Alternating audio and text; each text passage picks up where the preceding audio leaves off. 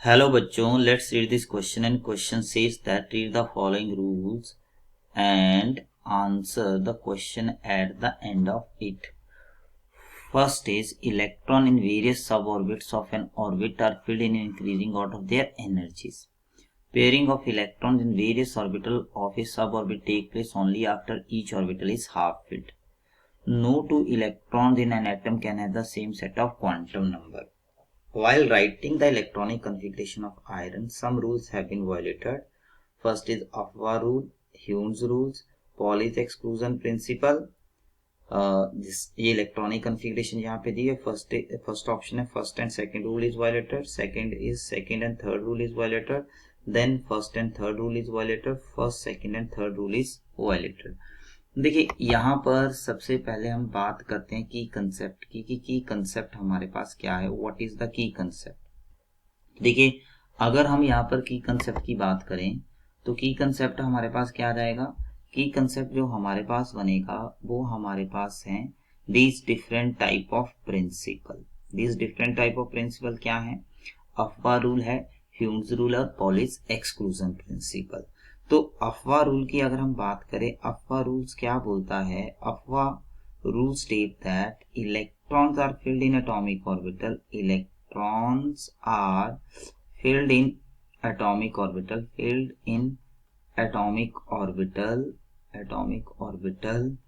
in the increasing order of their energy. Increasing order of their energy मतलब पहले वो fill किया जाता है जिसका एनर्जी क्या है, सबसे कम है. उसके बाद कौन सा फिल किया जाता है, उसके बाद जो है वो नेक्स्ट हाईएस्ट ऑर्बिटल. और जो ह्यूम्स रूल क्या बोलता है, ह्यूम्स रूल आपके पास क्या बोलेगा यहाँ पे कि electrons are placed in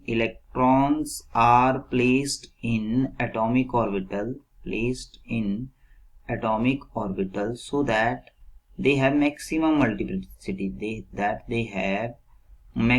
multiplicity. उनका क्या होता है, जो आपके पास मल्टीप्लिसिटी है, मल्टीप्लिसिटी आपके पास क्या रहेगा, मैक्सिमम रहेगा. ओके नाउ इसको हम यहाँ पे देखें. पहले हम अब क्वेश्चंस के ऊपर आते हैं. जो क्वेश्चंस हमारे पास है, क्वेश्चंस में हमारे पास दिया हुआ है कि हमारे पास कौन सा ऑर्बिटल है, 3D ऑर्बिटल. 3D ऑर्बिटल के लिए n+l का वैल्यू क्या होता है, आप जानते हैं n का वैल्यू तो 3 है.